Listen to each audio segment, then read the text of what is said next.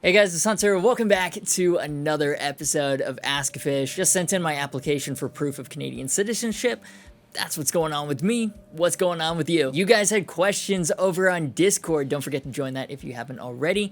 If you got questions for the next one, we do one of these every week-ish. Link will be in the description. In the meantime, hit that like button. That really helps out with the wild and wacky adventure ride that is the YouTube algorithm. And let's jump into your questions. Azzy Richmond asks, Evan Rubinson, the CEO of Dean Guitars / Armadillo Enterprises, has sued by his own mother for supposedly embezzling $420,000. What are your thoughts on the constantly evolving shitstorm at Dean? Man, I don't even know. It's such a shit show right now. Let's talk about it. So I have no idea what's going on at Dean, and to be honest, no one really does. We have a bunch of unconfirmed allegations, so bear that unconfirmed part in mind, but they are wild. Let's back up for a second though. Things are looking pretty rough for Dean Guitars right now. It seems like every time Dean pops up in the headlines, it's like, oh god, what happened this time? A final judgment has come down in their lawsuit with Gibson, and it's ordered Dean to cease production of the V and Z models after a jury found them guilty of trademark infringement and counterfeiting. It's pretty insane. I mean, Dean has been making these guitars for 45 years, but I guess the new flex is going to be a lawsuit era or pre-lawsuit era Dean, because that's it. They're going to have to change the shape, and they may even have to pay Gibson's over $330,000 legal fees. Previously, Dean's CEO, Evan Rubinson, had said that Gibson ruling would have a minimal effect on Dean's product line, so this is kind of awkward. But also, it's not something he has to deal with anymore because he is now the former CEO. He'd taken over from his dad, Elliot Rubinson, who bought Dean in 1997 and brought it to prominence. Now, since Evan took over in 2016, a lot of shit has gone down with Dean. The lawsuits with Gibson, the lawsuit with Dimebag's estate, losing high-profile artists like Michelangelo Battio, Rusty Cooley, Dave Mustaine. There have been, again, unconfirmed reports of disruption within the company, artists not being paid their due royalties from signature sales. And now it's come out that Evan's being sued by his mother for allegedly embezzling funds to the tune of a Chad-tastic $420,000 from Thoroughbred Music, another one of his dad's companies unrelated to Dean. I mean, again, all unconfirmed, and that's a sensitive thing, so I'm not really going to comment on that. But as far as Dean and the guitars go, it's kind of a mess. They're without a CEO. They can't make the Z, the V, or the Razorback. They aren't going to be making any dime guitars going forward. It's looking rough, but they still have strong manufacturing partnerships, strong dealer partnerships. The Dean fan base historically has been fairly loyal. Their artist roster isn't nearly as strong as it used to be, but they do have Kerry King, I forgot his name, but the guitarist from the Misfits. Not the most modern, relevant names, but still not total unknowns either. Dean makes and sells good guitars. Like, it doesn't appear like they're in financial trouble. So it seems like Dean is far from it. My personal experience is I had a couple of quite pleasant email exchanges with Evan Rubinson, but objectively, from reports, from other YouTube videos, it seems like not everyone was completely convinced with his leadership, and from the outside looking in, it didn't seem like Dean was heading in the right direction. Like, there was something every week. It is a shame that they can't produce the V, and especially the Z, and well, I guess the Gransport too. It's not even in the current lineup, but some of the coolest models in the 2022 catalog are the classic theme V and Zs. The future lineups are gonna look very different. I always choose to see the optimistic side in these situations. Problems are just potential for creative solutions. New management, new product lineup. This could be a great opportunity for Dean to reset, refocus, reinvent themselves. They're not dead in the water, but obviously it's crucial they get their next steps right. So yeah, that's what's happening now. There's a lot of moving parts. We're just gonna have to wait and see. It's all just kind of wild right now.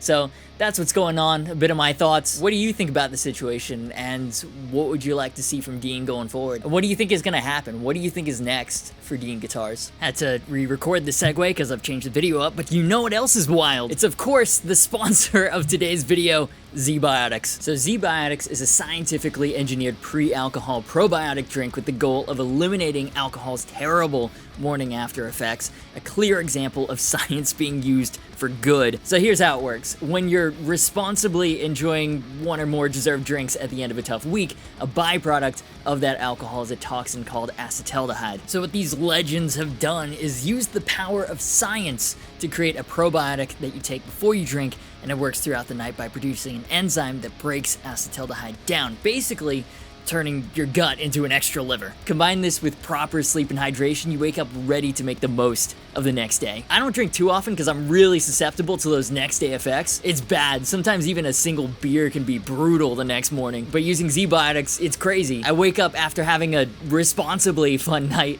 I feel great, I'm productive. And it's not just me either. Check this out. Jake Sachs, a subscriber, he's getting married. Hey, that's awesome. His fiance is also sensitive to alcohol's day after effects. That sucks, but she just had her bachelorette party, took Zbiotics, and quote, she was able to enjoy drinking again without feeling like shit the next day. Now, I'm not here to encourage binge drinking. I'm just saying, if you're like me or like Jake's fiance, this helps a lot. So if you want to see why so many people trust Zbiotics on fun nights without giving up the next day, use my link, zbiotics.com/Agufish, and if you use my code Agufish, you get 15% off. There's also a 100% money back guarantee, so trying it out is kind of a no-brainer. Link will also be in the description. Of course, checking it out helps support the channel by letting them know that I sent you. And while you're doing that, let's get into your next question.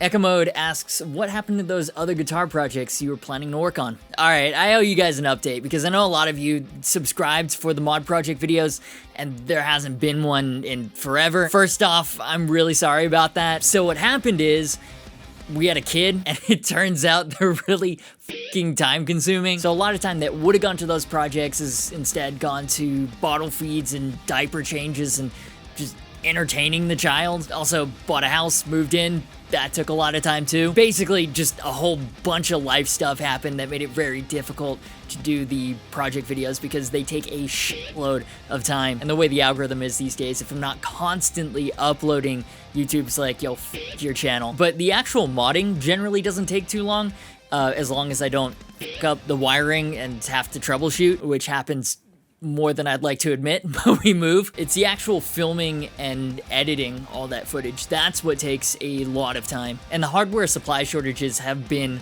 brutal.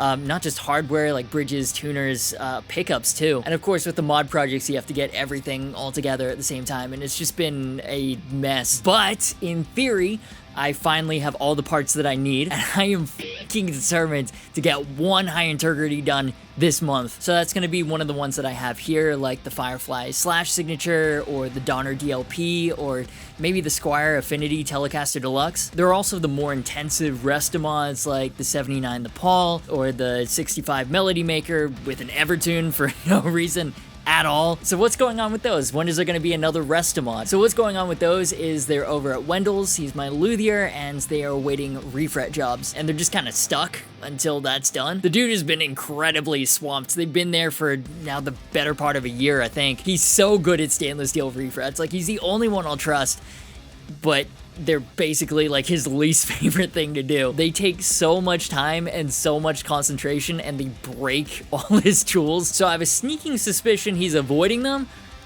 Understandable, they're a pain in the ass. No, I'm kidding. Could you imagine, like, your luthier just avoids your guitars? What's actually gone on is he's been on tour with the Isley brothers as Ernie's guitar tech, and I'm stoked for him since Ernie Isley, that's one of Wendell's guitar heroes. So it's been hard to find a good chunk of time where we're both available to work on the videos. I was there earlier in the week, though, with one of the 81 Gibson Sonexes I picked up. He was not impressed. He was even less impressed when I told him that he was gonna work on it. Anyways, what I'm saying is less intensive mod projects are incoming, especially now that we've got Frida on a sleeping schedule.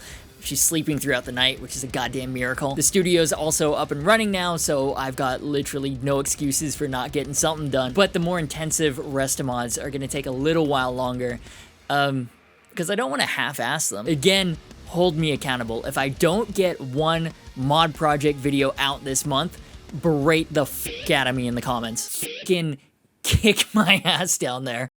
Askari asks, how does it feel knowing your G400 custom doubled, almost tripled in value over the past couple of years? I know you won't sell it, but it still must feel nice. Great, the one thing in my portfolio that hasn't lost value this year. I mean, as you said, I'm never selling it. It's been modded so much, and I've had it since 2006, so I never actually thought about it. Like, I didn't even know it went up in value, but cool. Thanks for letting me know. Number 1 Breaking Benjamin fan asks, thoughts on the new Spiritbox? I haven't really listened to any Spiritbox, and it is a big mark of shame on my metalhead record. I mean, I'm sure they've popped up in the Spotify modern metal playlists and stuff. They've exploded recently, and you'll love to see it, but I still haven't sat down and properly dedicated some time to experience Spiritbox. Absolutely have to do that. I've only heard great things about how brutal and how melodic they are. Plus the bassist from As I Lay Dying is now with them, and I've always loved his clean vocals. But yeah, I want to hear from you guys. What do you think of Spiritbox? You love them? You hate them? What are the essential listens? And you may have noticed I've started doing reaction videos.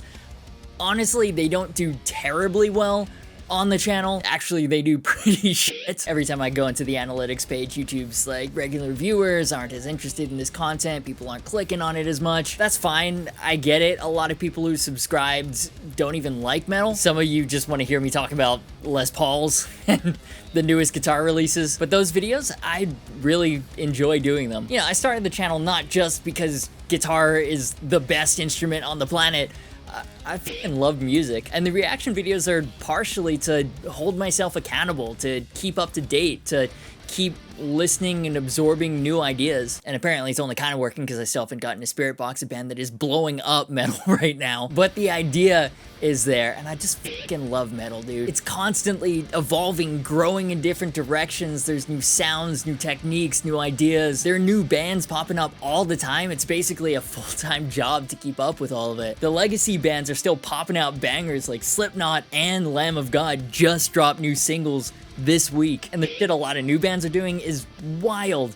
Electric Callboy, what a ridiculous band. Completely different styles, and I love the different directions everyone's taking. Loud, distorted, saturated guitars. I just love metal so much. Anyway, so that's why it's so shameful that I haven't gotten to a band that's as big in the scene right now as Spiritbox. Look out for that reaction video, listening to Spiritbox for the first time, or maybe I'll start dropping mini reactions slash music recommendations into the Askgufish episodes, kind of like how Ola does every Sunday. I have to be a little careful with that because they can demonetize the entire video for like 10 seconds of audio, and I don't have an entire guitar company to fall back on if this ad revenue goes away. Ola's my hero, man, but maybe live streams instead. I'll figure something out, because in addition to checking out gear, I love checking out new music with you guys and hearing your thoughts. Like, I found it super funny how many of you fucking hated Electric Callboy. I never would have expected that. They're such a fun band and it's such a fun time, but some of you were just not fucking having that at all. But anyways, let me know. Reaction video, integrating it with Askgufish, live stream and clipping, and please keep me accountable for staying up to date with metal. Any and all music suggestions, leave them down below. My biggest fear as a metalhead and as a musician is getting complacent. Hey, so keep this on your radar. Rex Brown dropped a new signature model with Gibson. It's the Rex Brown Bird bass, because of course the rest of the Pantera news stole its thunder. I'll fucking see myself out now. But yeah, after forgetting that bass exists for a while, Gibson has come out strong with 2 Thunderbird signatures this year, and I gotta say they do look sick. While the Gene Simmons one was all about the black and silver motif, Rex Brown's gone with black and gold. That gold anodized pickguard, man, that's sick. And then like the Simmons model, there's a lot of hip shot involved. It's got a hip shot bridge, hip shot tuners, and a hip shot drop D extender. I love hip shot, man, so it's great to see them involved with Gibson production guitars, even though it's just basses right now, but hopefully a sign of things to come with guitars, maybe. Please. Rex's signature is on the truss rod cover. He's got a little doodle on the back, and then it's loaded with exclusive Rex Bucker Thunderbird active pickups, which can be put into a passive mode using the push-pull tone. I'm not a bassist, but I think it looks interesting. It's got such a cool, modern, classy aesthetic. Could you imagine if they made a modern Firebird like this? Like a black and gold with active pickups? That'd be dope. Then this kind of got buried in the 30-minute Askgufish last time, but new Harley Bentons I helped design just launched the R446 series. Had a part in the specs, had no part in that name. Basically, the idea was to make a great super budget metal guitar. So taking the Amarok's as a base came up with the idea to make a much more affordable version. Same body outline, same headstock, same inlay pattern even, hip shot hardtail style bridge, interesting sparkle colors with matching headstocks, and things go for about 150 bucks. By the way, Harley Benton is in the process of setting up US distribution, finally. No idea when it's happening. It's not gonna be for all models, but they're trying to do the most popular ones first. So a bit light on details, but it is confirmed. It is happening. When it does happen, I'm pushing for some of my V2s to be available stateside because look at this shit. Right now, they should be getting the final samples from the factory for production approval, by the way, so let's fucking go.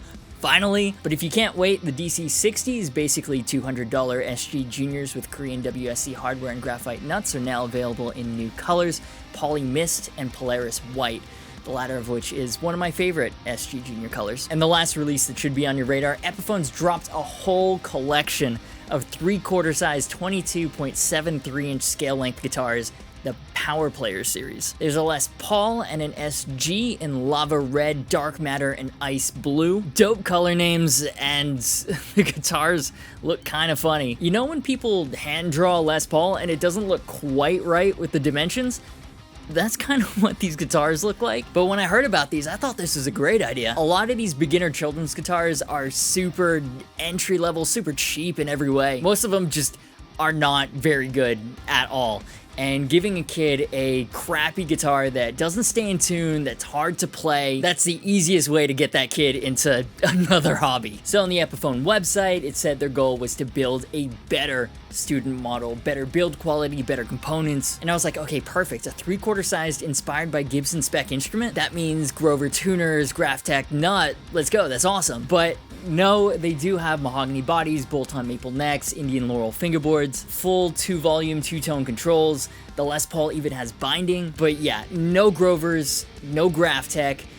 They're kind of standard, ultra, entry-level parts. So kind of the same old, not quite inspired by Gibson level.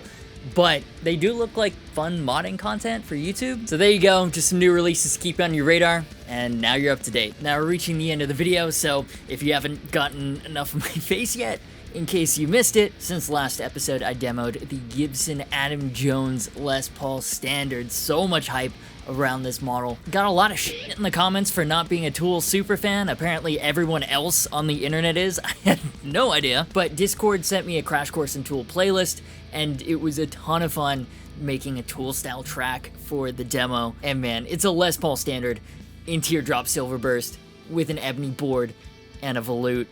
And it's a chunky sounding Les Paul. Hype, well deserved. Neural DSP has a new plugin out, Archetype Rabia. I know, another one. But hear me out on this one. It took a completely different direction than what I was expecting. There's a full-blown, powerful synth module with an arpeggiator that's honestly worth the free trial alone. And the high gain sound is really cool. Kind of orangey in the mid-range, and the thing sounds awesome for stupid low tunings. I've been having way too much fun with the Gretsch Baritone, man. Probably one of my favorite tracks I've ever done. One of my favorite demo videos, actually. Even with major audio cups right in the middle. We move. Then I finally got around again to roasting Discord's guitars. It's been months since I've last roasted your gear. And turns out you guys have a lot of cool shit. Don't forget to join Discord if you want to get involved with the next video. I'm going to change the format going forward. Going to take a page from Top Gear with a community cool wall.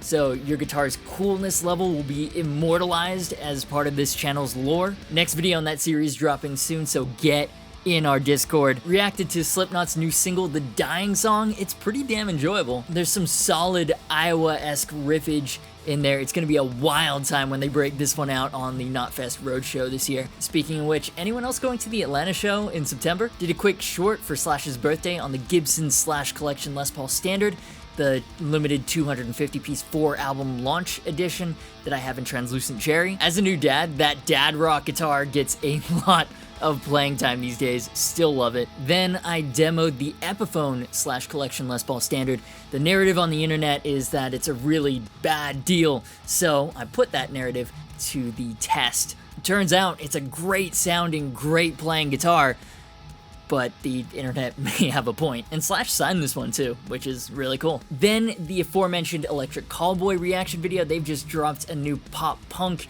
easycore single. Listen, this band is just pure fun. And my brother, who is not a metalhead whatsoever, he loves this band. He's the one letting me know when they drop new songs, which is super high praise when someone who can't stand metal is like, bro, check out this new metal song. Anyways, the new song's cool. It's very metalcore meets 2000s pop punk. Again, just a fun ass time. And if you missed the last ASKgufish episode, it was a 30+ minute monster. We talked about the Pantera reunion with Zakk Wylde, what it means, what are the implications. We talked about Stranger Things and Metallica, the new fans versus the gatekeepers. Did you see Metallica actually jammed Master of Puppets backstage at Lollapalooza with Joseph Quinn, the actor that played Eddie Munson, by the way? So wholesome. I love it. I love how Metallica is embracing this and inspiring a new generation of metal fans. Fucking favorite band ever. We also talked about learning Chinese, the $150 Harley Benton Amaroks that I helped design, and a bunch of other good stuff. I mean, that is straight up the longest ASKgufish in the history of the series. Shout out to my editor, Jordan. What a hero. Links to all that in the cards and in the description. So that will do it for this episode of ASKgufish. We've got some big videos coming up, so I'm gonna get back to filming those and doing the B-roll and writing tracks and all the fun stuff. Not saying that this wasn't fun, you know what I mean. Shout out to all my amazing patrons who make this and every other video possible by allowing me to bring on Jordan to edit the videos while I do, well, mostly dad things these days. Seriously, would not be able to do any of this without you. If you want to join them in supporting the content and get bonus extras and to make even better content for you guys, link will be in the description. Social media, Discord, and affiliate links down below. As always, thank you so much for watching. You've been awesome, and I will see you for the next video.